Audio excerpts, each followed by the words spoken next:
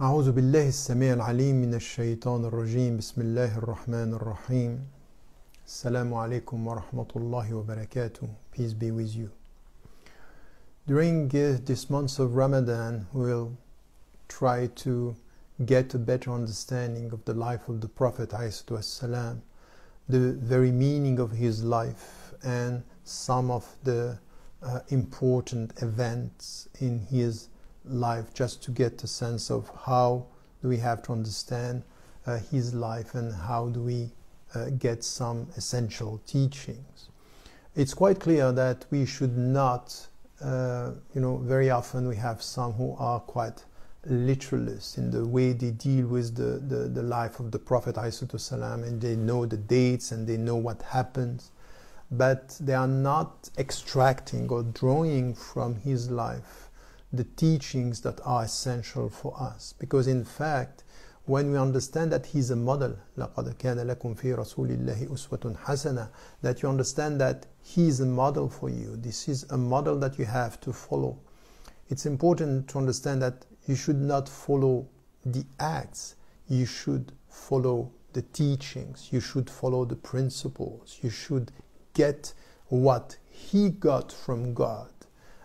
And try to implement this in your life. So he is the best model for every one of us, and through his life we come back to our own life and try to get the meaning of these principles. We try to get the understanding of the environment around us. We try to implement with our fellow human beings, Muslims or people of other faiths, the very teachings that we got out of Al-Quran, which is the book on which he relied, peace be upon him, and we are relying today, and try to find a way in our context to implement the principles he implemented, والسلام, is in his own context. So there is here something which is a spiritual connection to the Prophet ﷺ, an intellectual understanding, an intellectual activity for us to get what he received ﷺ, in order to try to implement it in our life. So it's a very bright spiritual path, but it's a complex intellectual journey, because we need to deal with the principles and to try to implement this for our own context, our own society, with with the people around us. And the world today has nothing to do with the world during the time of the revelation and during the time of the Prophet's life, ﷺ. So this is something that we need to get. We are starting and trying to understand his life. So sometimes it could be a very simple book to read, but it's not a simple reality to implement. There are many dimensions, from the spiritual journey to the intellectual requirements to the social involvement to the reality of a daily jihad. And jihad doesn't mean once again that we are calling people to war. That's the opposite. Jihad is the way we try to follow the Prophet ﷺ in order to get peace in our heart, in ourselves and around us. In fact, jihad is to resist oppression and war in order to implement peace. And this is exactly what the Prophet ﷺ did during his life. Having said that, understanding the essence of his life, when we come to the Prophet ﷺ, we have to come back to three main, I would say, notions, and at the same time references in our understanding of his life. First, it has to do with the notion of Islam. Islam in itself, it's a word that we need to get from the very beginning, because the Prophet ﷺ is the Prophet of the Muslims, and the Muslims, the last revelation, the Quran is telling us what it means to be a Muslim. So we need to get this, because this is going to shed light on his life, والسلام, and on our understanding. So we'll come to this. But to get the very meaning of Islam, we have to come to a central figure in the Quran a central figure for the monotheistic traditions, which is the figure of Abraham, peace be upon him. That's a central figure because it's through Abraham alayhi salam that we get the very understanding of who was the Prophet alayhi salam and what he brought with him, what he brought to us, and in which way we have to understand this. So that's also something which is essential. And the third dimension that we got from the very beginning is that there will be no spiritual journey without a spiritual trial.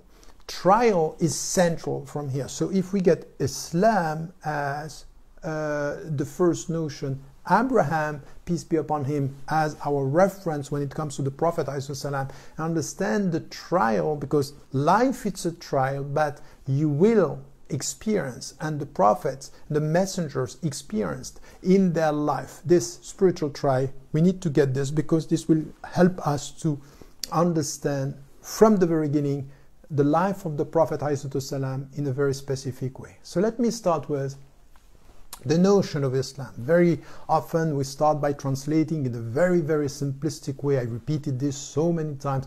Islam is about submission. If you come to the Quran and you come to what was said to Abraham, peace be upon him, and in fact as a legacy through which the Prophet ﷺ, Muhammad, came to implement the very essence of Islam as the last revelation, you understand that it's deeper than that. In fact, in Islam there is the notion of salam, there is the notion of salam, meaning also a space where you are in security, and there is also something which is to enter in God's peace. You get this once again not in the way Allah, God, is talking to the Prophet ﷺ when he is telling us the way he talked to Abraham, peace be upon him, when he said, وَإِذْ قَالَ لَهُ رَبُّهُ أَسْلِمْ قَالَ أَسْلَمْتُ لِرَبِّ الْعَالَمِينَ. When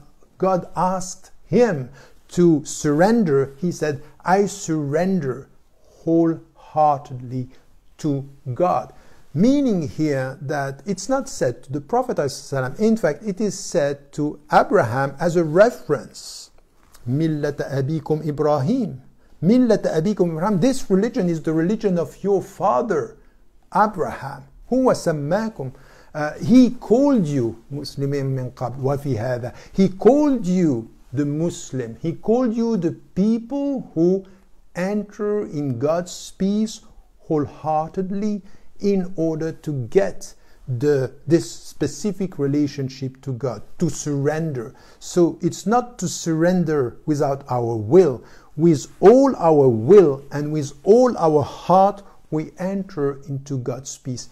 That's essential to get, even when you start the life of the Prophet ﷺ. Without getting this, that he is the Prophet of ﷺ, of all the Muslims, we need to understand what Islam is all about, and it comes from the very understanding of Abraham.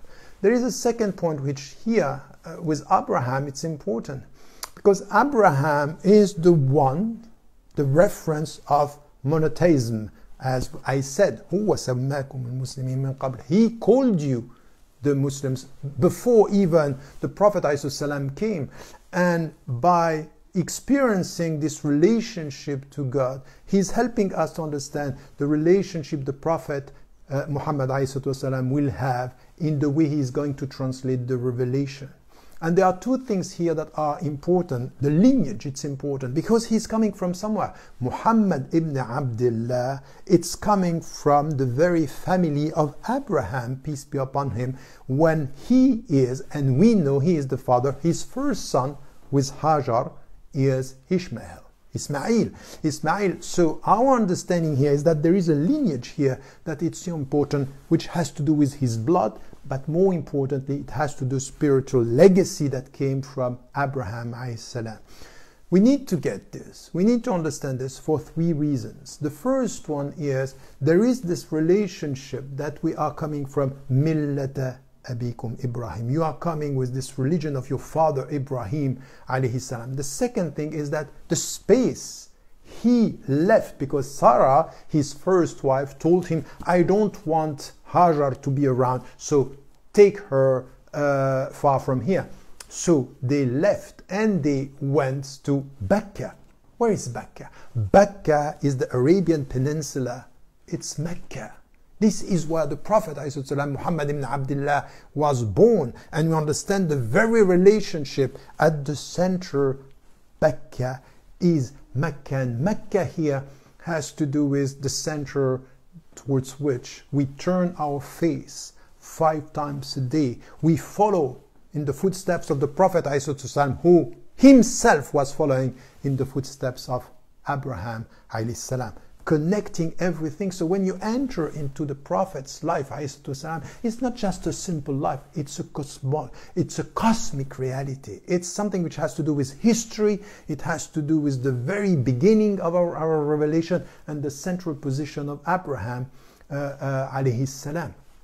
So we need to get this when we are entering, that we are connected. It's not only an Abrahamic tradition, it's the deep connection between the Prophet ﷺ, the last messenger, and Abraham as a central figure in the Islamic tradition. Now, if you get this and you try to understand, now you go deeper in this, and you remember 2 things that are very important. And this also will have an impact in our understanding of the Prophet's life, is that Abraham, he had to leave and he went with Hajar. And he is the father of both Isaac and Ishmael. And here they are the fathers of the 2 traditions, the Jewish tradition and the Arab tradition. And the Muslim tradition as it is understood. We don't agree with this racial portraying of this division, because they are all coming from the same father. Now, what is interesting here is that through this generation and lineage, we understand what happened to Abraham in a very specific way. He left and he experienced something which is essential, which is the first trial of faith. He waited so long to get the first son. And then God is asking him first, with his wife Hajar, just took them both and just leave them there and come back to Sarah. And he went, and while he was experiencing this, in a way, he was lonely with God and getting this revelation with God. What he got from God at this very important moment, this first trial of faith, is his own wife, understanding that this was a revelation and accepting it. And we need to get this, because the story of Abraham in the Genesis, it's the same name, not the same story. Because here you have the prophet, the messenger, experiencing this trial of faith with God alone and getting a sign not only from God but from his own wife that he is going to leave. He's going to leave her and say, if this is coming from God, do what you have to do. And he left her and his son after having waited for so long to have his son Ishmael, the first son, the first born. And then came the second trial of faith, and we know this was the sacrifice, when he said to his son, and you find in the Quran, he said, قال يا بني إني أرى في المنام أني أذبحك فانظر ماذا ترى قال يا أبتي افعل ما تؤمر ستجدني إن شاء الله من الصابرين. He said to his son that I saw in the dream that I'm going to sacrifice you, and he got the answer from his son, telling him, my father, do what you have been commanded. You will find me, God willing, from the people who are patient. In fact, this trial of faith, you have the same in the Genesis, but in the Genesis, he didn't say the truth to his son. When the son was asking, and in the Genesis it's Isaac who is asking his father, here he's asking his father, and the father says, God will know where is the lamb for the sacrifice. In the Quran, he's not alone. In the Quran, his own son is confirming the dream his father got and had, through which he understood that he has to go through this trial to prove his faith between two loves. Do you love your son more than me? Show me your love by sacrificing your son. And at the end, he will get the double, the love of his son and the love of God, based on this trial and through this experience. What is important here is that we see the difference between the Christian and the Jewish tradition and the Muslim tradition by something which is an important point. So I said, first, we have to talk about Islam. Second, we have to talk about Abraham. And third, what we need to understand is the very meaning of this spiritual experience from an Islamic viewpoint. In order to understand in which way we have to deal with the Prophet's life, ﷺ, here you are not alone. So what is going to happen through the reality of the Prophet's life, peace be upon him, is to understand that he will go through trials, will go through difficulties, he's going through battles, he's going to go through wars, he's going to go through rejection. And the point here is that the very specific dimension of this faith is, yes, this is what you have to experience, but remember, you are not alone. As much as you have the Quran as a sign, on your way you will have signs. So there is nothing like the tragic experience of faith that we find in the Jewish tradition and the Christian tradition from the very beginning. Tragedy is not something that we find in the spiritual reality of Islam. Being alone with no understanding and no clue and no answers and no way to understand that it's just absurd and you don't get this, it never happens this way in Islam. Through this understanding of the experience of Abraham, through our understanding of our own experience as Muslims, and when we go through the life of the Prophet ﷺ, we understand why, from the very beginning, based on the science around him, he went through this life and achieved so much based on faith, trials, science, and relying on God. At-tawakkul ala Allah. And I think that when we enter this life, we need to get all this. A clear understanding of what Islam means, a clear understanding of this lineage based on blood, spiritual lineage, place, environment, because it's a sacred place, it's a central place, and more than that, the very understanding of the essence of the spiritual journey, the essence of the spiritual experience, based on this understanding. Yes, the names are the same in the Christian and the Jewish traditions and in Islam, but it's not exactly the same experience from a spiritual viewpoint. Because at the end of the day, what is said, you are never alone. And if you get it right, you will find signs telling you it's not going to be easy, but Allah never leaves you alone to face the trial that you have to face to come close to Him. That's the essence of what we can get from the Prophet's life. We'll try to, day after day, try to get this meaning in his life and to connect this with the Abrahamic experience, inshallah. Don't forget to tell the people you love that you love them. Life is fragile. Assalamu alaikum wa rahmatullahi wa barakatuh.